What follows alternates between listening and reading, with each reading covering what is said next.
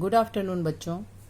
कल हमने स्वतंत्रता से पूर्व शिक्षा संबंधी संक्षिप्त जानकारी दी थी, जिसके अंतर्गत हमने आपको बताया था कि ईस्ट इंडिया कंपनी ने कैसे धीरे धीरे अपने चरण व्यापारिक हिस्से को लेते हुए भारत में बढ़ाए और धीरे धीरे पूरे भारत पर अपना आधिपत्य कर लिया।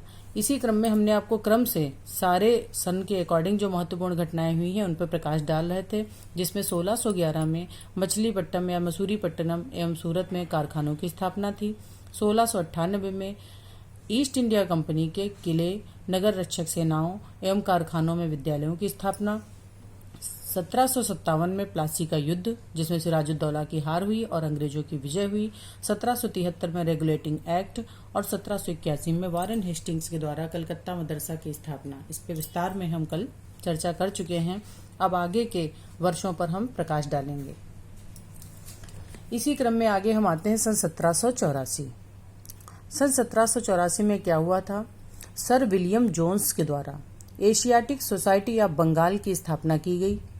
इस सोसाइटी का उद्देश्य क्या था? इसका उद्देश्य ये था कि प्राचीन भारतीय इतिहास का अध्ययन तथा प्राच्य अध्ययन को बढ़ावा देना। इस सोसाइटी के द्वारा प्राचीन भारतीय इतिहास के अध्ययन पर जोर दिया गया, प्राचीन भाषाओं को बढ़ावा दिया गया और जो प्राचीन इतिहास था हमारा देश का गौरवशाली, और उसको पुनः अध्ययन के लिए प्रकाश डाला गया कि सभी लोग प्राचीन इतिहास के गौरवशाली इतिहास का अध्ययन करें और उसकी जानकारी प्राप्त करें। दूसरा सन आता है 1791। 1791 में बनारस के रेजिडेंट थे जोनाथन डंकन। इन्होंने पहला बनारस संस्कृत कॉलेज स्थापित किया बनारस में, जोनाथन डंकन ने। बाद में यही संस्कृत कॉलेज संपूर्णानंद संस्कृत विश्वविद्यालय में जोड़ लिया गया। और अब आते हैं हम सन 1800 में। सन 1800 में लॉर्ड वेल्लेस्ली ने फोर्ट विलियम कॉलेज की स्थापना की। कोलकाता में स्थित इस कॉलेज का मुख्य उद्देश्य था ईस्ट इंडिया कंपनी हेतु सुयोग्य कर्मचारियों की तीव्र मांग को पूर्ति करना। यानी कि इन लोगों को लगने लगा था कि अगर जो हम भारतीय नहीं तैयार करेंगे अपनी कंपनी के लिए तो हमारी कंपनी का काम सुचारू रूप से नहीं चल पाएगा, क्योंकि इनको अपने कंपनी के लिए बाहर से कर्मचारी बुलाने पड़ते थे, जिसमें इनका व्यय अधिक हो रहा था। इसलिए इनके दिमाग में ये बात आई कि एक कॉलेज ऐसा खोल दिया जाए जहां पर भारतीयों को शिक्षित किया जाए ताकि वो हमारी कंपनी में कार्य कर सकें। तो आपने देखा ऊपर से नीचे तक सारे जो भी इन्होंने कॉलेजेस खोले, इनके पीछे इन्हीं का हित सर्वोपरि था। अब आगे क्या हुआ कि कंपनी की जो भारत विजय हुई, इसके बाद भी अंग्रेजों ने शिक्षा को निजी हाथों में ही रहने दिया।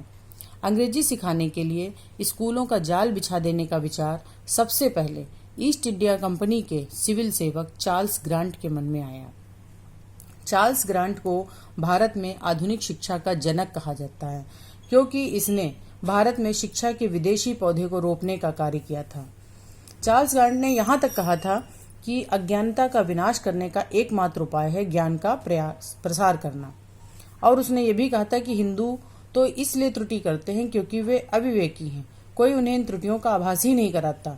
वे केवल हमारी शिक्षा एवं संस्कृत के द्वारा ही इन त्रुटियों को समझ पाएंगे। इसलिए उसने पूरे भारत में अंग्रेजी शिक्षा की नींव डाली। इसलिए इसको भारत में आधुनिक शिक्षा का जनक कहा जाता है। इसी क्रम में हमारा 1793 में एक चार्टर अधिनियम पारित हुआ। 1793 में पारित चार्टर अधिनियम के द्वारा कंपनी जो भारत के साथ व्यापारिक एकाधिकार था, उसको अगले 20 वर्षों के लिए और बढ़ा दिया गया। ये चार्टर एक्ट हर 20 वर्षों के बाद लाए जाते थे और जिससे कंपनी को व्यापार करने की अनुमति 20 वर्ष के लिए और मिल जाती थी। और सर्वप्रथम इसी चार्टर एक्ट के द्वारा भारतीयों की शिक्षा का दायित्व कंपनी को सौंप दिया गया। अब चूंकि कंपनी व्यापारिक हितों के लिए आई थी, शिक्षा का इसका कोई उद्देश्य नहीं था, लेकिन फिर भी कंपनी ने आगे कैसे भारतीयों को शिक्षा दी, कैसे उसने अपने व्यापारिक हितों को सर्वोपरि बना लिया और कैसे उसने इन्हीं भारतीयों से अपनी कंपनी का कार्य कराया। उच्च पद पर किसी को भी आसीन नहीं किया गया, सिर्फ निम्न वर्ग के लोगों को कार्य सौंपा गया।